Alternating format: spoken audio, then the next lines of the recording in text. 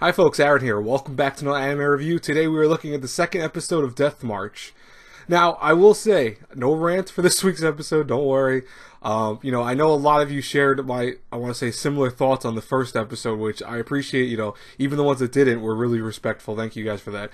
But the thing is that yes, the first episode just felt very rushed, and it felt all over the place. They felt like this world was very, catering to making this character OP. Satu was just basically thrown into his own, his own version of a game. And from there, it just became a little too outrageous for me. But the second episode this week was actually very well done, and I liked it a lot. A lot of the concepts that we see this week, for example, how Satu uses various skills while he talks to people, which I thought was really cool, where he's actually going and talking to this girl, trying to convince her that he's a merchant.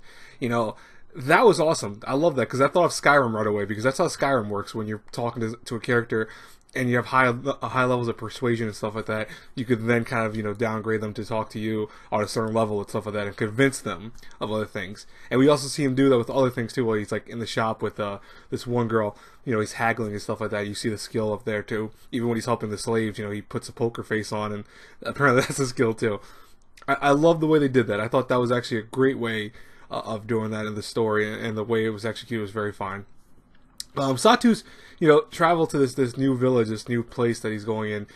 Their laws are interesting, that you could stay here as long as you want, as long as you keep paying to a certain amount. If you get stopped, you have to actually pay a certain fee. If you don't have that fee, you become a slave. And I'm like, I agree with Satu. I'm like, holy crap, that's a pretty hefty freaking fee, or fine, excuse me. You become a slave right away if you don't have enough money to stay in a place for a little while.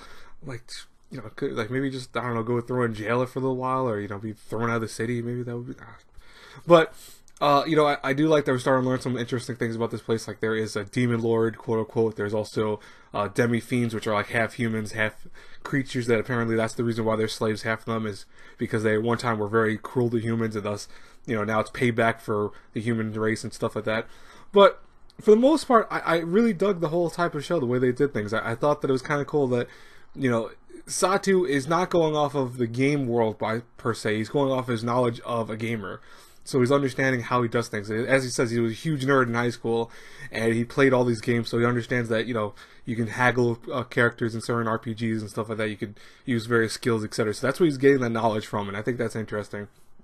I do love the girls so far. They're actually very cute. I like them so far. I do think that one girl, even though she's cute, was only 13. I was like, oh, that one you can keep for yourself. But I will say, the highlight of the episode for me, one of the highlights I should say, was when Satu met her mother in the bar. She's the innkeeper, and he's like, if she was 20 kilograms lighter, I would like her a lot. I'm like, dude, come on, man. Just because she's big, she's not bad looking. Holy crap, damn, that's rude. It's really rude, but it made me laugh though. But it was rude. I did like this episode a lot better. I thought it was a more, I just want to say, overall solid episode, and I think that we needed that.